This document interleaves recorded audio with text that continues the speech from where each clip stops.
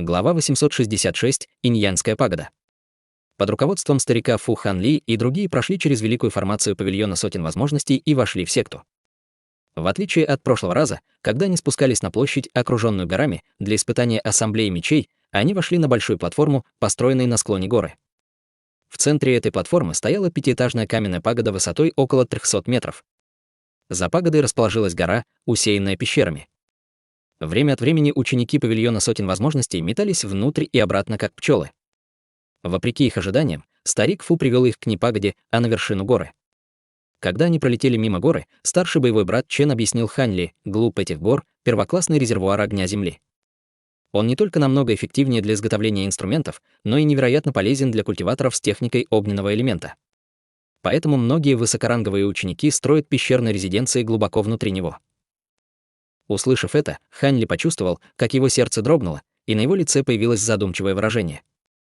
В мгновение ока они пролетели более 3000 метров в высоту и в итоге достигли огромной изолированной пещеры. Это явно не то место, где мог бы добраться низкоранговый культиватор. Кроме двух стариков, других культиваторов там не было. Когда трое приземлились у входа в пещеру, рыжеволосый темнокожий старик крикнул им «Брат Чен!» «Господин Даосист Лу! Я ждал довольно долго. Я надеюсь, что вы двое не обиделись, что я лично не вышел поприветствовать вас. А это должно быть господин Даосист Хань. Он так молод. Очевидно, его будущие перспективы безграничны». Мельком взглянув на Хань Ли, он вскрикнул от удивления. Господин Даосист Хань уже вошел в среднюю стадию зарождающейся души. Кажется, это стало шоком. Брат Фэн, старший боевой брат Чен, усмехнулся и сказал: «Младший боевой брат Хань только что вошел в среднюю стадию зарождающейся души. Я надеюсь, что в будущем ты сможешь дать ему кое-какие указания». Когда старейшины павильона сотен возможностей пришли в себя от удивления, они приглянулись между собой с улыбкой на лице. Затем старик Фэн ответил: «Нас? Дать указания». Брат Чен, должно быть, шутит. Хань Ли приветствовал двоих и вежливо произнес: «Не нужно быть таким скромным. Я просто быстро культивировал, и мои основы все еще нестабильны. В будущем, когда с моей культивацией будет что-то не так, я надеюсь, что вы, господа даосисты, сможете рассеять мои сомнения». Когда старейшины павильона сотен возможностей услышали его ответ, у них сложилось довольно хорошее впечатление о Хань Ли. Эти двое пригласили старейшин секты дрейфующего облака внутрь, а затем сопровождающие стадии формирования ядра ушли. Другой старейшина павильона сотен возможностей сказал: «Изначально старший боевой брат Пайер тоже хотел поприветствовать вас, но он готовится к последней церемонии признания мастера. Надеюсь, вы трое не против». «Да что ты такое говоришь, брат Дин? Младший боевой брат Лу и я знаем вашу секту троих в течение нескольких сотен лет. Тебе не нужно быть таким внимательным. Но, может, ты расскажешь нам, что это за магическое сокровище, которое требует такой церемонии признания великого мастера?» Старик Дин торжественно сказал с усмешкой на лице: «Это не просто удивительное сокровище. Я с моими братьями потратил 3 месяца на его усовершенствование. Это иньянская пагода. Иньянская пагода. Это одно из 3 отличительных сокровищ вашей секты. Помнится, что за последнюю 1000 лет в вашей секте никто не мог его изготовить», — удивился старший боевой брат Чен. «Вот почему мы пригласили вас, друзья-даосисты, чтобы присутствовать на церемонии признания мастера. Хотя иньянская пагода является одним из отличительных сокровищ нашей секты, в ваших глазах это не так уж много значит. Не говоря уже о секте Древнего Меча, но я слышал, что старший боевой брат Чен сам приобрел несколько редких сокровищ». Старик Фэн усмехнулся и спросил: «Что касается внезапного подъема уровня культивации господина Ханя до средней стадии зарождающейся души, я подозреваю, что он также нашел что-то в долине падения демонов, верно?» Старший боевой брат Чен напряженно покачал головой. «Приобрел несколько сокровищ». Брат Фэн поверил слухам. «Хотя я приобрел 2 древних сокровища в долине падения демонов, они довольно обычные. Их нельзя сравнивать с иньянской пагодой. Что касается дел младшего боевого брата Ханя, я в этом не слишком уверен. Я также не приобрел могущественных древних сокровищ, а наоборот, многие из моих сокровищ уничтожены в долине. Если бы не представилась возможность поднять уровень моей культивации, мое путешествие было бы напрасным». Разумеется, Хань Ли не стал упоминать духовный эфирный сад. Внезапный рост культивации даосиста Ханя должен быть результатом некоторых сокровищ. Я готов отдать все свои сокровища, если бы это означало, что я смогу повысить уровень своей культивации. Старик Фэн сгоряча усмехнулся и проговорил о Хань Ли с тоном восхищения, насмехаясь над собой. Хань Ли улыбнулся, но ничего не сказал. Пройдя через большой сад с белыми цветами, они вошли в большой зал. Зал был более 300 метров в ширину, а стена была покрыта сверкающими золотыми кристаллами, каждый из которых был размером с кулак. Они не только наполняли зал светом, но и наделяли его роскошью. «Пожалуйста, присаживайтесь, господа даосисты», — вежливо сказал старик Фен, старший боевой брат Пайер скоро будет. Господа даосисты из секты Древнего Меча тоже скоро должны прибыть. Как только Луло сел, он спросил: «Я слышал, что старейшина Цзин секты Древнего Меча вышел из уединения и тоже будет здесь. Это правда?» «Правда. Господин даосист Цзин лично послал старшему боевому брату Пайеру талисман передачи голоса. Он сказал, что хотел бы присутствовать, но, сказав это, старик Фен сделал паузу. «Но что?» — с недоумением спросил Луло. Старший боевой брат Чен также удивился, а Хань Ли осматривал зал, будто не обращая внимания на них. «Но господин даосист Цзин хочет лично встретиться с господином даосистом Ханем». Старик Дин посмотрел на Хань Ли и загадочно улыбнулся ему. В конце концов, репутация брата Ханя впечатляет и теперь не менее уступает репутации 3 великих культиваторов Небесного Южного региона. Он также, возможно, является лучшим культиватором в нашем альянсе Небесного Даа, судя по его репутации. Не говоря уже о том, что он сейчас вошел в среднюю стадию зарождающейся души. Что? Старший боевой брат Чен нахмурился и сказал: «Неужели эксцентрик Цзин хочет проверить способности младшего боевого брата Ханя?» Его надменный характер ничуть не изменился за долгие годы уединения. «Я не слишком уверен в этом», — честно ответил старик Дин. «Но со способностями господина даосиста Ханя не должно быть кого-то, кого бы он испугался. По правде говоря, мы лично не были свидетелями его способностей». У Лулуо вспыхнули глаза, и он гневно стукнул по столу. «Хочешь сказать, что эта встреча на самом деле является новым соревнованием за рейтинг?» «Не стоит так думать», — с улыбкой сказал старик Фен. «Однако мы, старики из павильона сотен возможностей, не сильно изменились, и мы не будем сражаться против ваших 2 сект. Но, поскольку господин даосист Цзин придет лично, я думаю, он захочет проверить способности господина даосиста Ханя. Он не хочет передавать вам звание самой сильной из 3 сект. Если вы знали об этом, почему вы не упомянули об этом в приглашении?» «Это непростительно», — угрюмо сказал старший боевой брат Чен. Выражение лица Лулуо также стало угрюмым. «Господа даосисты, вы заблуждаетесь», — старик Фен покачал головой и сказал: «это просто наши личные догадки. Господин даосист Цзин ничего нам не говорил. Это только с нашей точки зрения, эта встреча только для того, чтобы решить, какая из 3 сект будет лучше среди остальных. Такая встреча происходит только раз в 100 лет.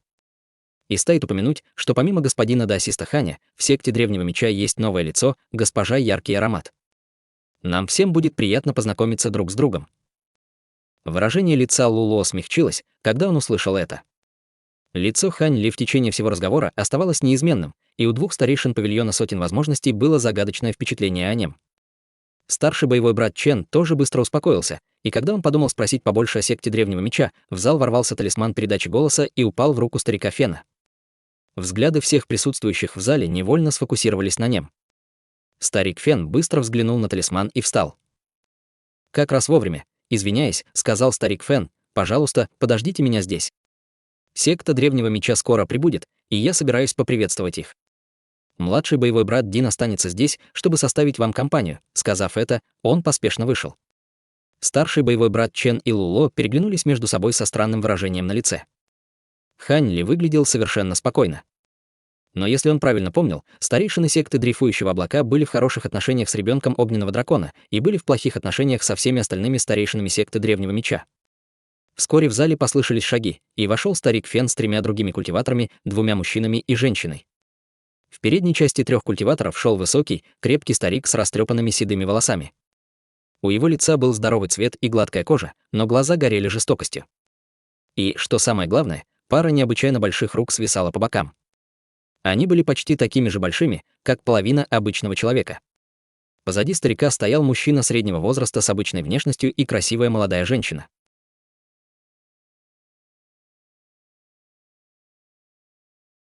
Глава 867. Посещение церемонии. При виде этих культиваторов Хань Ли сразу мог сказать, что старик с сияющими глазами, скорее всего, был эксцентриком Цзином. В конце концов, он был единственным среди них, который находился на средней стадии зарождающейся души, хотя и был на пике. Как только старик со спутанными волосами, он оглянулся на всех и сразу же перевел взгляд на Хань Ли с удивлением на лице. Старик с растрепанными волосами сказал со странным выражением на лице: «Кажется, ты господин даосист Хань. Я уже наслышан о твоей репутации, но разве ты был не ранней стадии зарождающейся души? Как ты смог так быстро увеличить уровень своей культивации?» Хань Ли встал, чтобы приветствовать его, и сказал: «Значит, ты брат Цзин. Должно быть, я преподнес тебе сюрприз. Я совсем недавно вошел в среднюю стадию зарождающейся души». Услышав его, сердце эксцентрика дрогнуло. Немного помолчав, он криво улыбнулся и сказал: «Как только я вышел из уединения, я услышал, что господин даосист Хань обладает невероятными способностями. Хотя слухи были несколько преувеличены, они недалеки от правды». Хань Ли улыбнулся, но прежде чем он сказал что-то еще, старший боевой брат Чен встал и усмехнулся: «Господин даосист Цзин, ты сразу завел разговор с Хань Ли, как только пришел. Почему бы тебе не присесть и не пообщаться с нами?» Эксцентрик Цзин наигранно улыбнулся: «Надеюсь, что брат Чен не в обиде, но я пришел только потому, что мне было интересно узнать о репутации твоего младшего боевого брата Ханя». «Вот как?» — спросил старший боевой брат Чен с сияющей улыбкой. «Теперь, когда ты увидел младшего боевого брата Ханя, я уверен, что ты не остался разочарованным». Эксцентрик Цзин посмотрел на старшего боевого брата Чена с холодной улыбкой и засмеялся.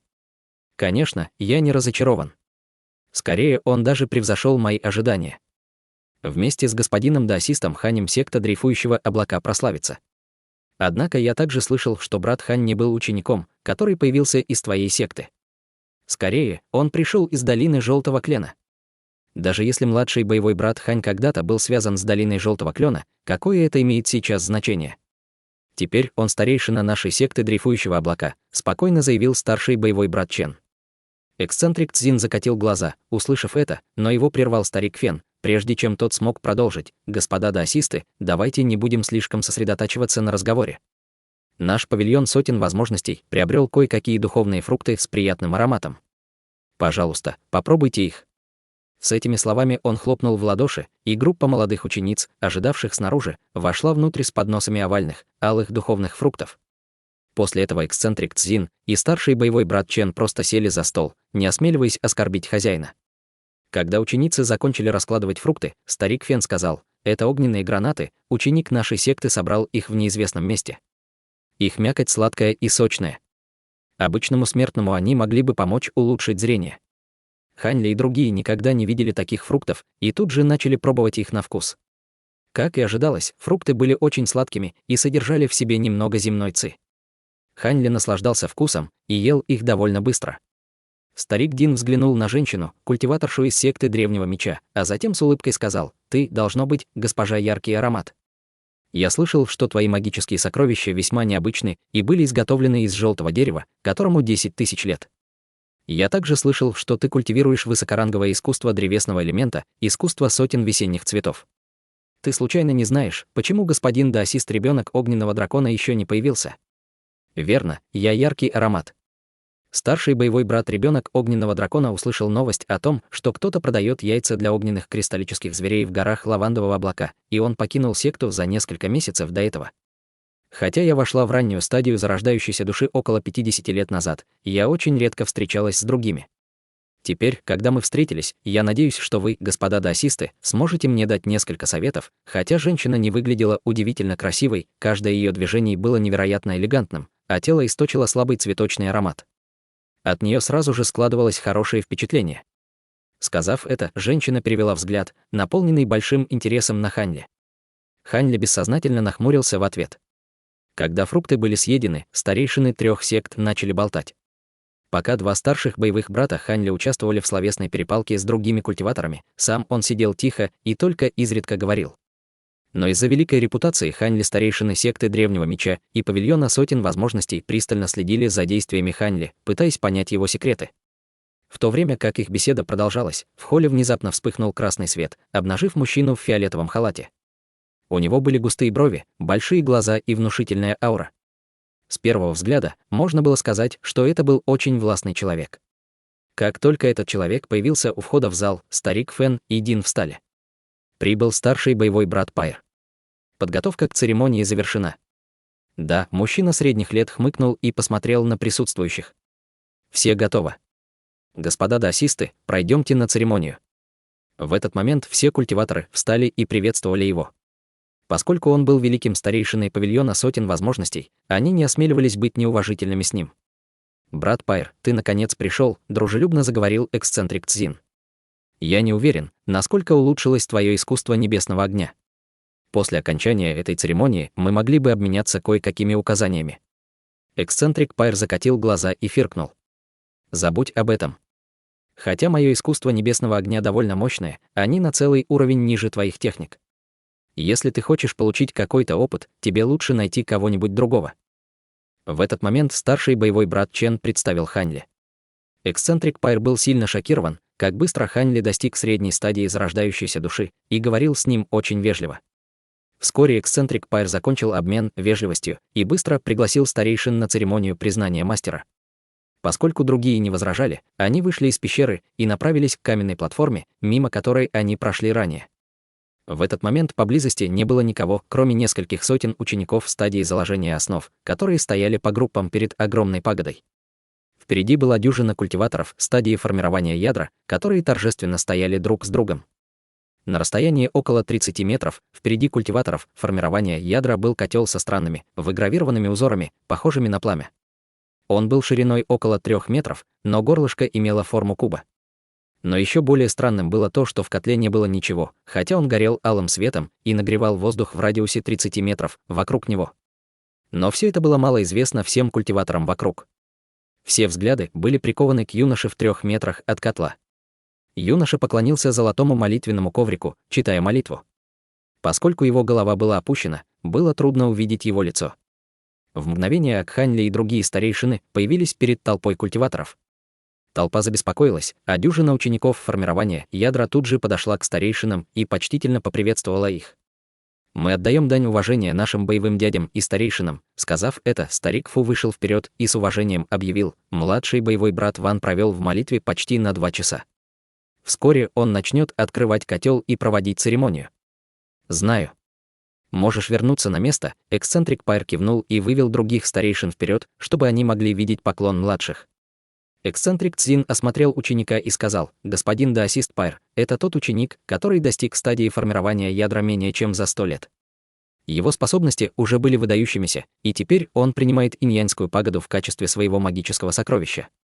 Рискну предположить, что лет через 300 в твоей секте появится новый культиватор зарождающейся души». Эксцентрик Пайр усмехнулся и сказал: «Вхождение в стадию зарождающейся души — это только вопрос удачи. Исключительная способность тут ничего не решает, она просто увеличивает их шансы». Эксцентрик Цзин просто улыбнулся, когда услышал это. Остальные тоже молчали. Ученики позади них заметили, что их боевой предок взял с собой множество культиваторов зарождающейся души. В мгновение ученики перед платформой задержали дыхание от страха, и все вокруг стихли, кроме молящегося ученика. Ханьли прислушался к молитве и понял, что в ней не было ничего необычного. Было неизвестно, делали ли это старейшины секты для того, чтобы умерить его волю, или это была просто странная традиция секты. Для этих старых эксцентриков зарождающейся души год культивации был не таким уж большим временем. Естественно, что еще нескольких минут до начала церемонии было для них просто мгновением.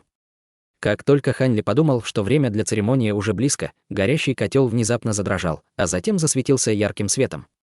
Температура вокруг котла возросла, и тут же появилась волна красного пламени.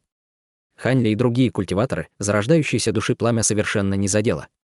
Свет, излучавшийся из их тела, спокойно блокировал пламя, но культиваторам стадии заложения основ и формирования ядра пришлось трудно. Их собственные барьеры не смогли полностью защитить их от ожогов.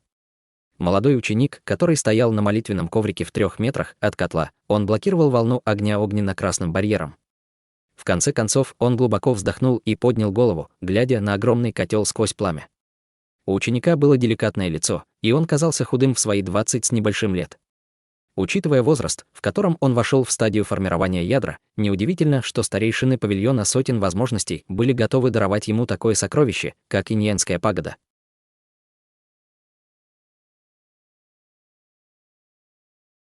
Глава 868. Неожиданный гость. Время пришло. Громко закричал старик Фэн: «Снять формацию и открыть котел». Как только эти слова были произнесены, 2 культиваторов формирования ядра, стоявшие за ним, метнулись к котлу. Остальные поднялись в воздух и подняли сверкающую голубую пластинку над головой. Раздался гул, и появился барьер синего света, охвативший большую часть сцены от ее центра. Как только появился световой барьер, два культиватора формирования ядра, что были рядом с котлом, безмолвно сделали жест заклинания руками и выпустили несколько световых полос в направлении котла. Крышка котла слегка задрожала, а оттуда стал просачиваться радужный свет, издавая слабый гул. Затем крышка стала медленно подниматься в воздух, как будто весила 1000 килограммов. Юноша на молитвенном коврике тут же встал и начал наблюдать за котлом. Внезапно из котла вылетел и поднялся высоко в небо. Юноша, не задумываясь, погнался за ним. Полоска белого света врезалась в верхнюю часть светового барьера, и барьер, хотя и дрогнул, держался крепко. В этот момент юноша догнал белую полосу света и потянулся к ней. Однако полоска света внезапно увернулась от него, и юноша с мрачным выражением на лице погнался за ней снова. В мгновение ока внутри светового барьера закрутилась бело-желтая световая полоска, напоминавшая падающую звезду, которая преследовала Луну. Несколько сотен культиваторов стадии заложения основ уставились на происходящее, широко распахнув глаза. Старейшины зарождающейся души просто стояли там с безразличным выражением на лице, разговаривая между собой время от времени. Хань Ли прищурился и лениво смотрел на все, что происходило. Было ясно, что ученик внутри светового барьера еще не изготовил свое собственное магическое сокровище. Он просто положился на высокоранговый, летающий магический инструмент, преследуя иньянскую пагоду. Не было ничего удивительного, что он отставал в скорости. Однако это не имело большого значения, потому что, хотя пагода была довольно быстрой, она быстро теряла свою духовную силу. Она могла поддерживать свою текущую скорость всего нескольких минут, прежде чем юноша смог с легкостью ее запечатать. Старейшины павильона сотен возможностей на это и рассчитывали, и если бы ученику удалось схватить пагоду слишком быстро, церемония признания мастера сокровищем не стоила бы приглашения гостей. Подумав об этом, Хань Ли снова прищурился. Хотя белый свет ослеплял, он мог видеть происходящее своими глазами духовного прозрения. Он увидел изысканную белую пагоду размером 3 дюйма. Кроме этого, Хань Ли ничего другого не увидел и не смог разгадать способности пагоды. В этот момент Хань Ли услышал голос женщины: «Господин Даосист Хань, что вы думаете об этом ученике павильона сотен возможностей? Как вы думаете, он может войти в стадию зарождающейся души?» К своему удивлению, он медленно обернулся и увидел, что женщина по имени Яркий Аромат стояла за ним уже некоторое время. Она одарила его отчужденной улыбкой. Хань Ли посмотрел на лицо женщины и спокойно сказал: «Я согласен с господином Даосистом Пайром. Но если павильон сотен возможностей сможет приобрести духовные таблетки, у ученика будет хороший шанс войти в стадию зарождающейся души. Но стоит отметить, что независимо от того, насколько велики способности этого ученика, он никогда не достигнет уровня господина Ханя», — сказала Яркий Аромат. «Я слышала, что вы смогли в одиночку справиться с одним из высших демонов в долине падения демонов-дьяволов. Уже один этот подвиг ставит вас на уровень 3 великих культиваторов небесного южного региона». Услышав это, Хань Ли на мгновение задумался и ответил: «Госпожа Яркий Аромат, вы мне льстите. Если бы не помощь других присутствующих культиваторов, я бы не смог сразиться с высшим демонов. Кроме того, я не тот, кто убил высшего демона. Он погиб в пространственной щели по счастливой случайности». Господин Хань слишком скромный, женщина элегантно смахнула прядь волос, упавшую на ее лицо, и кокетливо улыбнулась. «Хорошо, я сменю тему, но не говорите, что побег от мауланского божественного мудреца и убийство старейшины дьявольского Дая империи Цзинь тоже просто слухи. Я слышала, что дьявольский культиватор империи Цзинь был на пике средней стадии зарождающейся души. Это правда?» Женщина слегка взмахнула рукавом и выпустила слабый цветочный аромат в лицо Хань Ли. Его взгляд Хань Ли внезапно помутнел, и он почувствовал, как его разум расслабился, и почувствовал притяжение к этой женщине. Невольно ему захотелось ответить на вопрос этой женщины. Чарующая техника. Но нет никаких признаков, ее глаза были чисты. Но вот ее цветочный аромат очень странный. Перед тем, как Хань Ли сконденсировал зарождающуюся душу, он столкнулся с несколькими культиваторшами, которые использовали чарующие техники.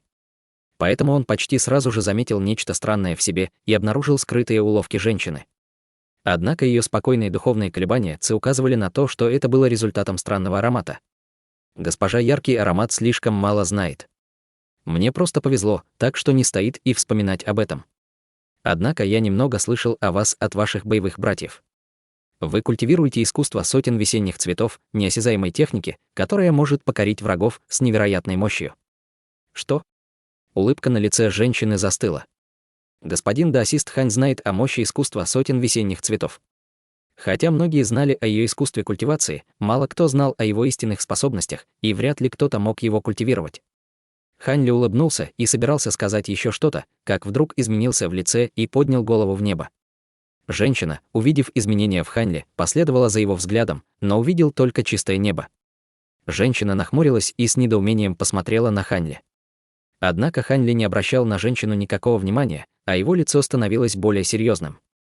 Внезапно он повернул голову к эксцентрику Пайру и громко сказал: «Господин даосист Пайр, пожаловали еще гости. Давай выйдем и поприветствуем их». Остальные поспешно оглянулись с удивлением. Эксцентрик Пайр выглядел сбитым с толку, когда он повернул голову. «Гость? Кто это может быть?» Хань Ли вздохнул, но прежде чем он успел что-то сказать, эксцентрик Цзин изменился в лице и перевел взгляд туда, куда изначально смотрел Хань Ли. Он нервно сказал: «К нам приближается некто, чья мощь духовных колебаний Ци — это культиваторы на поздней стадии зарождающейся души». Не успел эксцентрик Цзин сказать это, как громкий голос сотряс небеса: «Мастер секты Великой Истины, Сун Дада, пришел навестить вас. Господин даосист Пай здесь». «Значит, это мастер Сун. Почему такой важный человек пришел сюда?» Эксцентрик Пайр и другие тревожно переглянулись между собой, не зная, почему один из 3 великих культиваторов Небесного Южного региона прибыл сюда. Ни одна из 3 сект не приглашала его. Хань Ли потер подбородок с задумчивым выражением на лице. Альянс Небесного Да и Праведного Да были в не очень хороших отношениях, но у мастера Суна, очевидно, не было злых намерений, поскольку он не скрывал свое присутствие. Это позволило Хань Ли легко почувствовать его издалека. «Давайте пойдем и поприветствуем мастера Суна». Эксцентрик Пайр взял на себя инициативу и быстро вылетел вперед. Другие не возражали, поскольку тоже не верили в злые намерения мастера Суна. Каким бы могущественным он ни был, ему было бы трудно справиться со всеми ними. Старейшины не смогли больше присутствовать на церемонии признания мастера и вышли из светового барьера, направившись к границе Великой Формации. Попутно Хань Ли почувствовал, что яркий арома, похоже, заинтересовалась им и изредка поглядывала на него. Хань Ли внутренне фыркнул, заметив это. Если женщина продолжит искать неприятности, он не возражал преподать ей урок. Когда они достигли Великой Формации, эксцентрик Пайр и его 2 младших боевых брата открыли проход через ограничение, позволяя пролететь полоски света. Свет исчез, явив даосиста средних лет.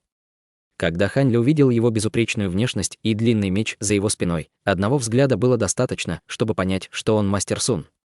Как только мастер Сун появился, все присутствующие приветствовали его, но он быстро скользнул взглядом мимо них и сосредоточился на Хань Ли. Мастер Сун ухмыльнулся и, смеясь, крикнул ему: «Господин Хань, как и ожидалось, ты здесь».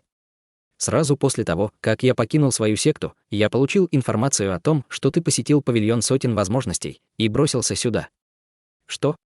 Мастер Сун пришел за мной. Хань Ли поджал губы со странным выражением на лице. Верно. С улыбкой сказал мастер Сун. У меня были неотложные дела в государстве Си, но я не думал, что узнаю, что брат Хань благополучно вернулся. Услышав это, я решил заскочить поболтать. Очевидно, когда я искал информацию в торговых городах, некоторые люди меня узнали. Но неужели господин даосист Сун пришел только, чтобы просто поболтать? Озадаченно спросил Хань Ли. Мне понадобится время, чтобы все объяснить. Мастер Сун глубоко вздохнул и натянул дружелюбное выражение лица, а затем сказал вежливым тоном: «Господа даосисты, господину Ханю и мне есть о чем поговорить. Надеюсь, вы не против». Эксцентрик Пайр улыбнулся и сказал: «Раз брат Сун пришел навестить господина Ханя, проблем, конечно, нет. Мы просто подождем здесь».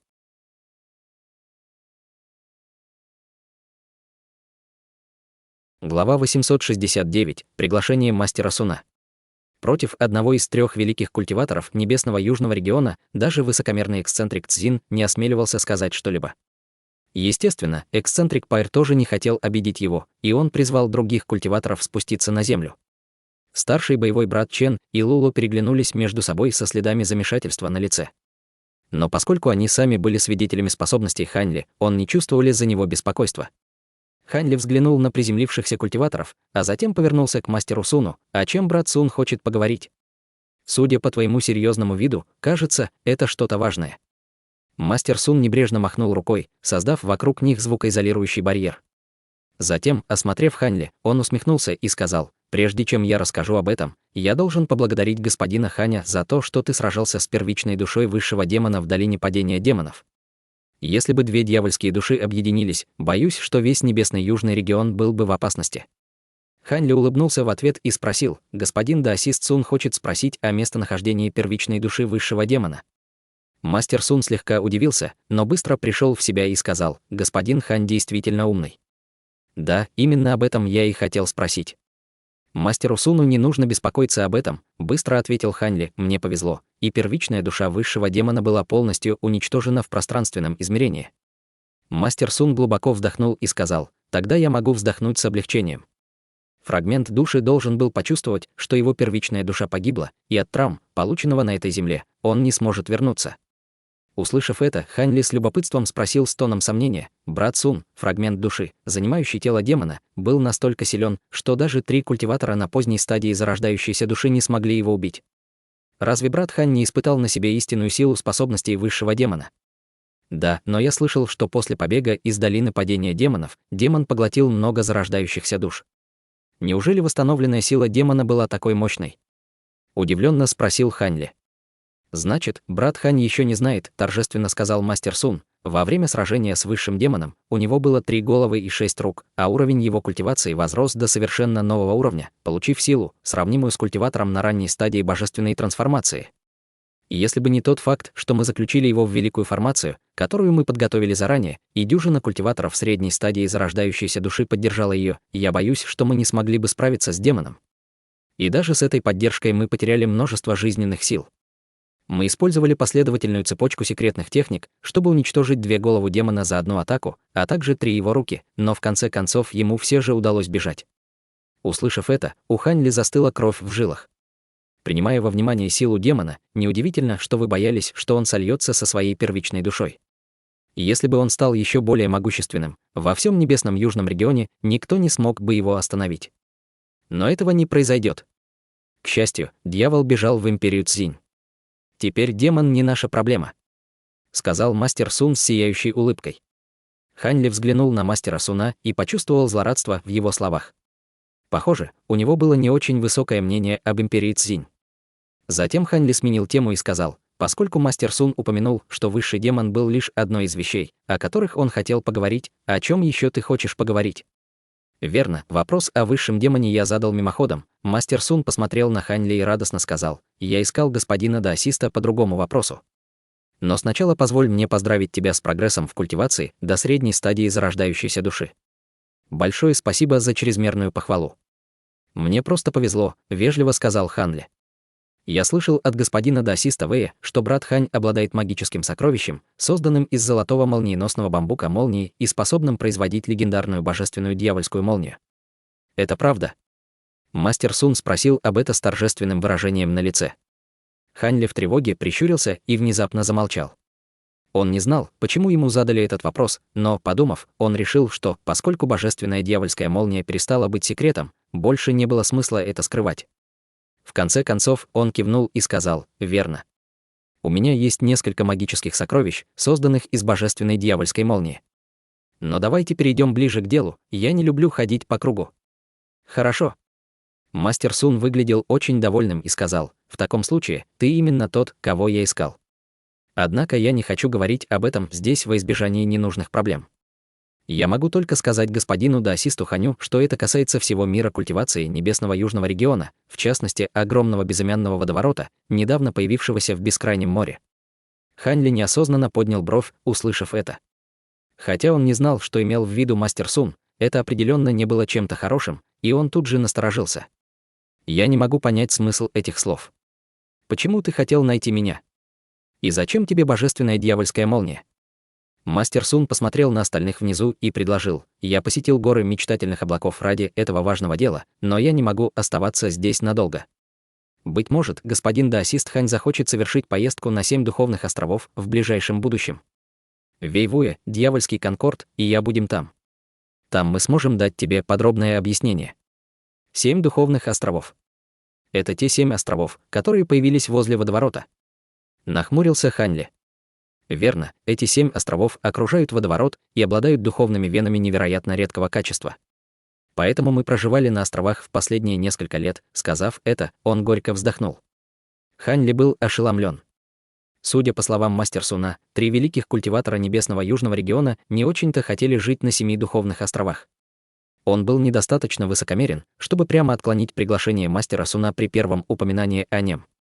Не говоря уже о 3 великих культиваторах, он еще больше не хотел становиться врагами с огромными сверхдержавами, которые они представляли. Тем не менее, Хань Ли не хотел посещать 7 духовных островов, потому что он не знал, в чем было дело, и неосознанно колебался. «Не волнуйся, брат Хань», — сказал Мастер Сун, увидев нерешительность Хань Ли, «в приглашении нет никаких вредных намерений, и мы не станем подвергать тебя какой-либо опасности. Мы просто хотим использовать твою божественную дьявольскую молнию. Даже если бы я не пригласил тебя сейчас, через полгода все культиваторы стадии зарождающейся души Небесного Южного региона получат от нас приглашение встретиться на 7 духовных островах. Если господин Хань поможет нам сейчас, позже ему не нужно будет посещать острова». Немного помолчав, Хань Ли ответил неохотным тоном: «Раз Мастер Сун так просит меня, значит, этот вопрос действительно важен. Через 3 месяца я нанесу визит на 7 духовных островов». Мастер Сун нахмурился и спросил: «3 месяца? Дело срочное. Ты бы мог приехать пораньше». «Боюсь, что нет», — Хань Ли покачал головой и сказал: «Я только что вернулся в секту дрейфующего облака, и у меня есть свои важные дела. Я не могу немедленно покинуть секту». После некоторого колебания Мастер Сун согласился: «Хорошо. 3 месяца погоды не сделаю. Мои спутники и я будем ждать тебя, когда придет время. И, по правде говоря, ты сможешь даже получить некоторую выгоду для себя и своей секты».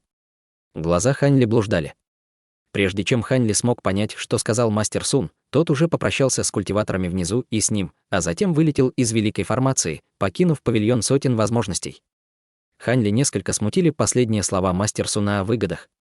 Однако он не смог придумать, чтобы это могло быть, и отбросил этот вопрос в сторону. В этот момент Хань Ли столкнулся с эксцентриком Цзином, зависнув в воздухе над одной из гор, окружающих павильон сотен возможностей. Остальные культиваторы наблюдали с соседней вершины. «Действительно ли мы должны сражаться? Господин даосист Цзин должен знать, что твои шансы на победу не очень высоки». Услышав это, эксцентрик Цзин сказал с торжественным выражением: «Я, великий старейшина секты Древнего Меча, и не могу спокойно отказаться от превосходного положения моей секты и нашей большей доли ресурсов горы. Стоит также сказать, что мне довольно любопытно проверить способностях знаменитого культиватора, который только сконцентрировал зарождающуюся душу чуть более 30 лет назад. Если я потерплю поражение, в будущем не будет необходимости в рейтинговых соревнованиях между нашими сектами. Тогда наша секта Древнего Меча уступит лидирующее место секте Дрейфующего облака. Хорошо. Поскольку брат Цзин искренне хочет этого, я подчинюсь со всем уважением к тебе». Хань Ли улыбнулся и, не сказав ни слова, взмахнул рукой, вызывав шар синего пламени размером с кулак себе в ладонь. Эксцентрик Цзин тоже прекратил говорить. Он открыл рот и выплюнул 3 полоски золотого света, 3 одинаковых золотых меча длиной всего в дюйм. В мгновение ока они начали вращаться вокруг его тела и внезапно расширились до длинных световых полос. При виде этих летающих мечей Хань Ли внезапно лопнул шар в своей руке. Из синего пламени вылетела полуфутовая птица и пронзительно заклокотала.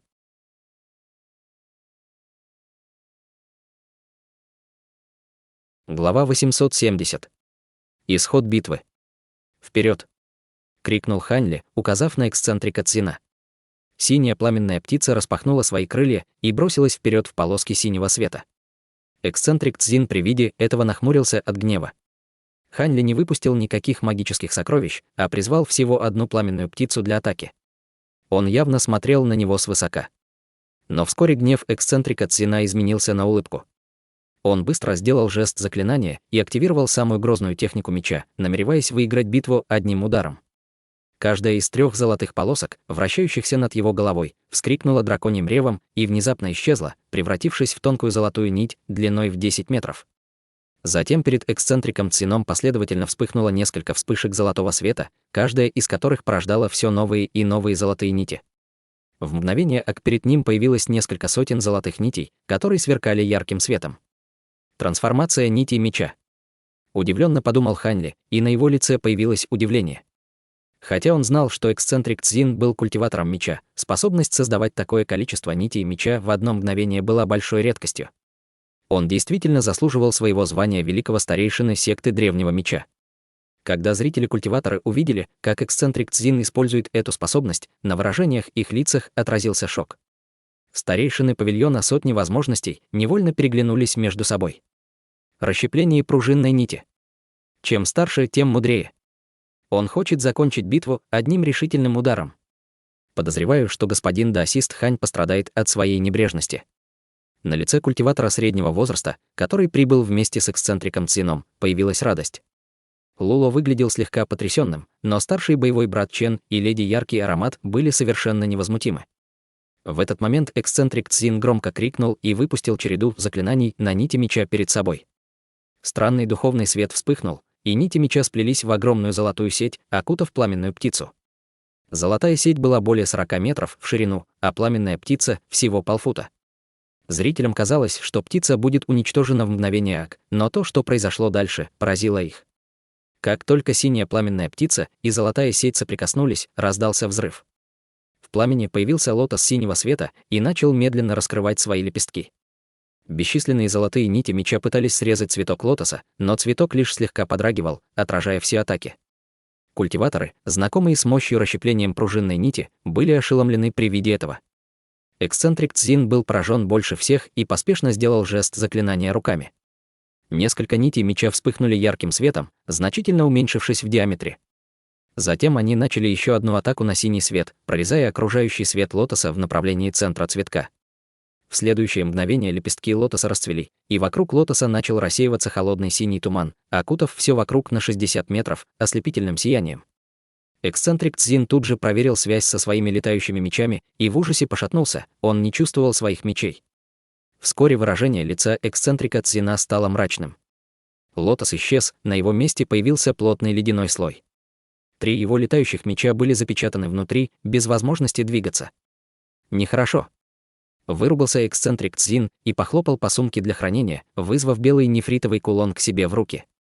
Но прежде чем он успел активировать его, он вдруг услышал гром позади себя. Эксцентрик Цзин в шоке подумал, что улетит в сторону, но свет, защищавший его, легко разрушился в одно мгновение. В следующее мгновение к его плечу прижалась ладонь, и он почувствовал, как половина его тела охладела и потеряла чувствительность. «Господин даосист Цзин, насколько я понимаю, наша битва уже подошла к концу. Что скажете?» Эксцентрик Цзин нахмурился, потому что его победили всего одной атакой, и быстро сказал, как и ожидалось, способности господина даосиста Ханя велики. «Я признаю поражение. Брат Цзин поддавался мне». Хань Ли улыбнулся и слегка похлопал эксцентрика Цзина по плечу, а затем убрал руку. От его похлопывания эксцентрик Цзин почувствовал, как его плечо согрелось и вернулось в нормальное состояние. Затем он поспешно повернулся и увидел Хань Ли, спокойно стоящего в 3 метрах от него.